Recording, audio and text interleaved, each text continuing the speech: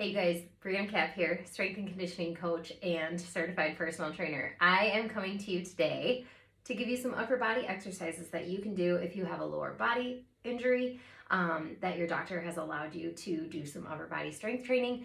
Maybe you are an athlete who is sitting on the sidelines right now, hamstrings, quads, knees, ankles, feet. You're just sitting there and you're like, I want something else to do. I'm going to show you a few things you can do to keep your upper body strength up, keep your heart rate up. You can keep yourself in shape while you're waiting to get back into the game. So I have some really light weights. I have a band if you need it. You can do all of this with just your body weight as well. We're really going to work on stretching, form, and function. So I currently actually have a torn hamstring. So my leg is gonna stay down. I am sitting on a bench. You can do all of this on the floor. You can do it on your couch. You can do it on a yoga ball.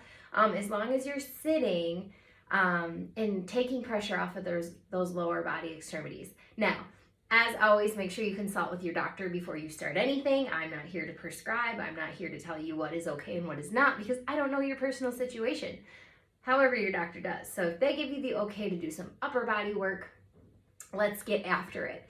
The first thing we're gonna do is just some basic stretching of our upper body. So let's go ahead in 30 seconds, over to the side, holding that neck, not pulling, just making sure you're stretching all the way through. You can drop this arm to get even more of a stretch.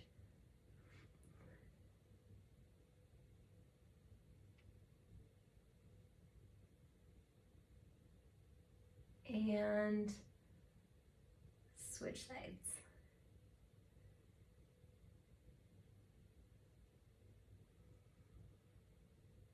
Stretching is so important. So while you're out, if you are an athlete or if you are normally working out, you're a person who likes to get your workout in during the day and you're like, man, I don't want to be out of the game. Stretching is just as important. We're gonna roll our neck a little bit. Stretching is just as important, if not more important, than strength training and cardio workouts. So that's gonna be our main focus today, is really getting stretched out. Go ahead and pull your arm across.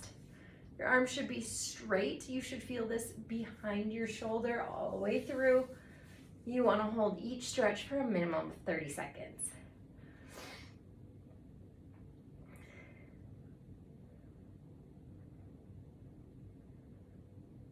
Staying stretched while you're not actively engaged in activities is going to make sure that when you do start implementing those activities back into your life, you're not gonna create more of an injury than you already have. Obviously, we can't do much with our legs and lower body at this point because we are focusing on what to do if I've got a lower body injury or ailment.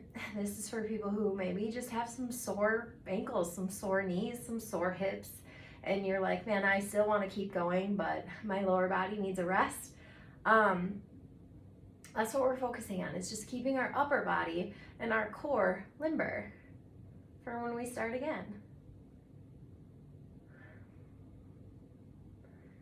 Up over your head, you're gonna reach for that opposite shoulder and you're just gonna slightly pull.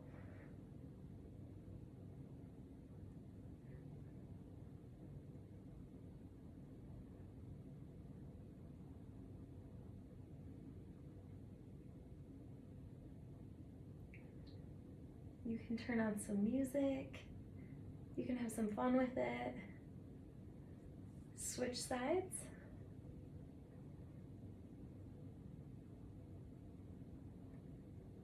I always encourage athletes that are injured, if you're sitting on the sideline, you can continue doing this stuff, but make sure you're paying attention to your team and your coaches because you can absorb more on the sideline of what they're saying, critiques they're making, when you're listening versus actively engaged in the actual activity.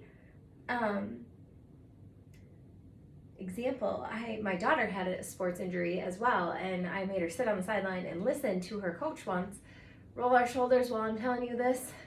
And she said, wow, I would never have heard that, or I know our coach has said that, but I never heard that when I was focused on being engaged in the activity that I was currently doing.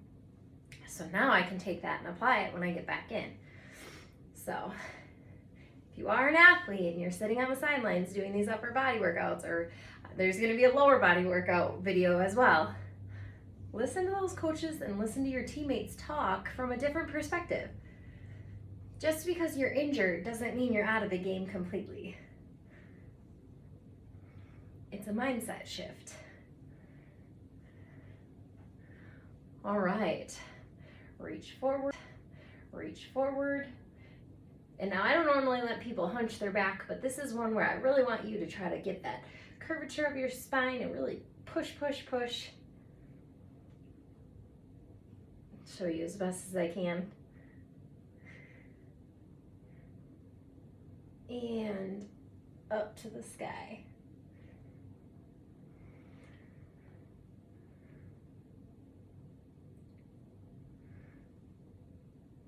And coming down. All right, go ahead and grab your weights if you have them. If not, all of this can be done with just your hands out in front of you. We're gonna just do lateral raises up and down. You're only going to about your hips and up to about your temples. So if you're not using weights, make sure you keep your fists tight, your arms engaged, meaning tense but not in a hurt kind of way, and you're pulling up, keeping core tight, pushing to the ceiling. If you do have weights, which is going to create different resistance, we're going to do this for 20.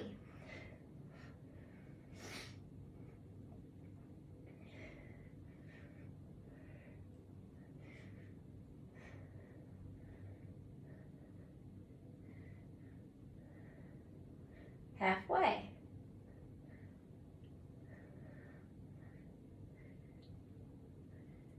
5, 4, 3, 2, 1. Awesome. Okay, now we're gonna do some in and outs, is what I call them. We're just gonna keep our body nice and tight, core engaged. When I say core engaged, I mean make sure that you're sitting nice and tall. You've got your muscles engaged all the way around, front and back, not just sucking it in. You're just making them nice and tight and tense, making them work. And we are just gonna squeeze our ribs, shoulders up, out and in.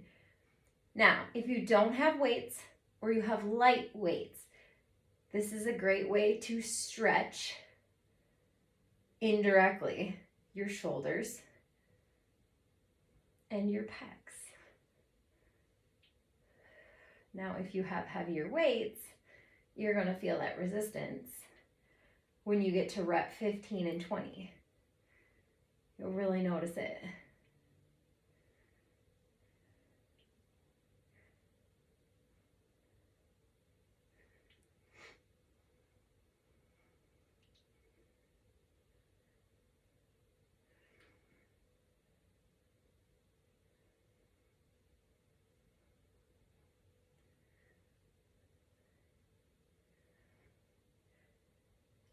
Now, if you only have a resistance band, you'll see me go to the weights more often, but if you have a resistance band, you can do the same thing. With a resistance band though, you really have to focus on keeping your muscles strong, even on the way in. Don't get lazy, don't let it snap, because that will create another injury on the top. You wanna hold it all the way through, not letting that get super loose. Okay. All right, we're gonna shoulder press it up. So you're gonna have 90-degree angles and you're just simply press to the top for 20, keeping your back nice and straight. And these should stay in front of your head. You never wanna put a weight directly over your head. What happens if your hands decide they don't wanna work at any given moment? You do not want that weight to fall on your head. So again, to that temple area, 90-degree angles and to that temple area.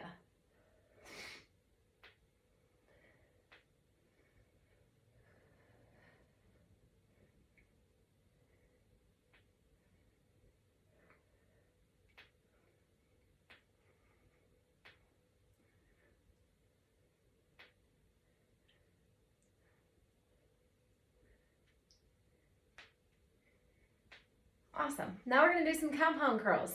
So you're going to curl up and then push down, curl up, push down. I'm slightly off to the side because we are sitting. So you want them just to come below your legs. And keep your hands where they feel comfortable.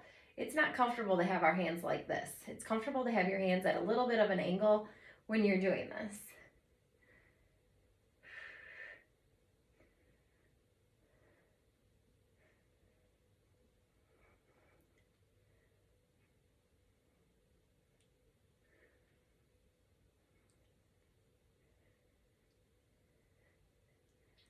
All right, now you can lay down on the floor for the rest of these.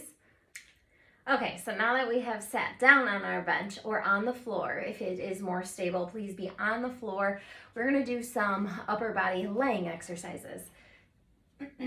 So lay on back, weights if you have them, if not, that's okay too. So we are just going to up in front of us, do not put it over your head, bring it down. If you're on the floor, try not to let your arms touch the ground.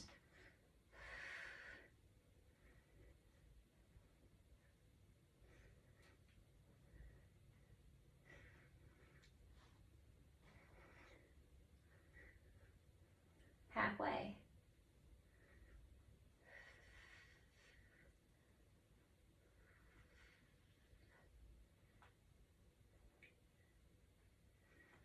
Okay, yeah.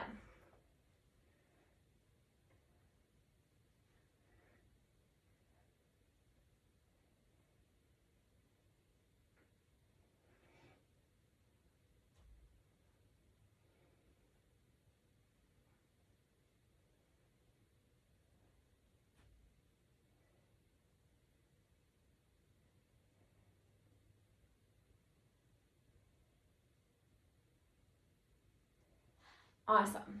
Next, we're just gonna do a typical bench press right in front of us.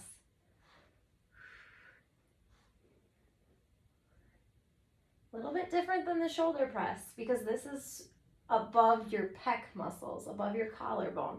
Whereas the press comes out here, this is gonna stay right here. Nice and close.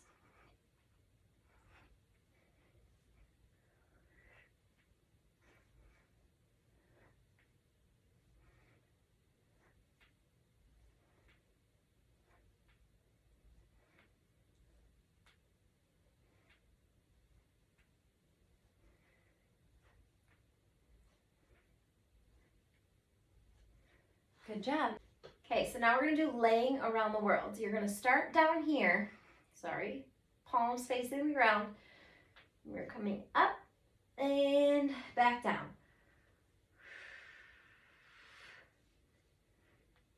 Making sure your hands stay off the ground. If you are laying on the ground, don't slide them.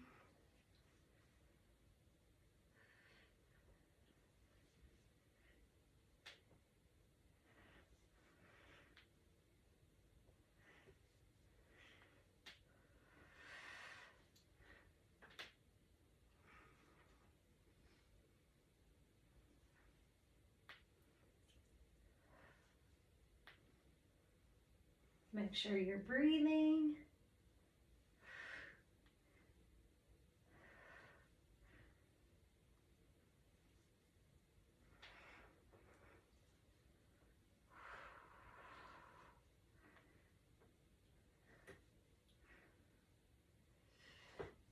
Great job, you guys.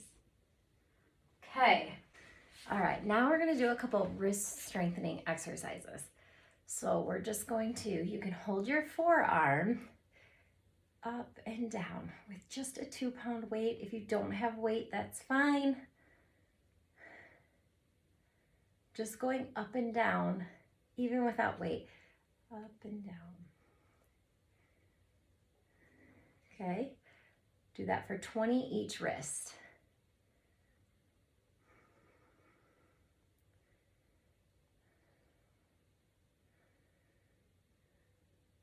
I just did 10 for video purposes. Now we're gonna go side to side. Nice and slow. You don't want it to injure you. These are not parts of our body that work often. on purpose, I should say. These parts of our bodies work all the time, but we don't strengthen them correctly, and that's why they get injured so easily. Okay, both wrists.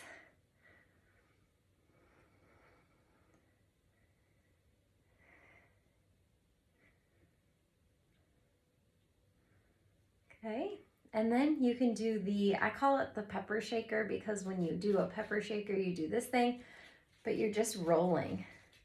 Roll, roll, roll. Forward, and then backwards.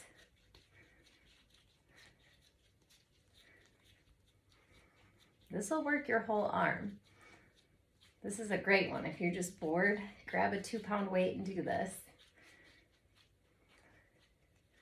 All right, you guys, so that is some upper body exercising that you can do if you have a lower body injury or an ailment, as long as you're okayed by your doctor. If you are a sports athlete, this is stuff you can do on the sidelines, and your coaches will be proud of you for making sure that you're getting an exercise and stretch in while you're watching and supporting your team.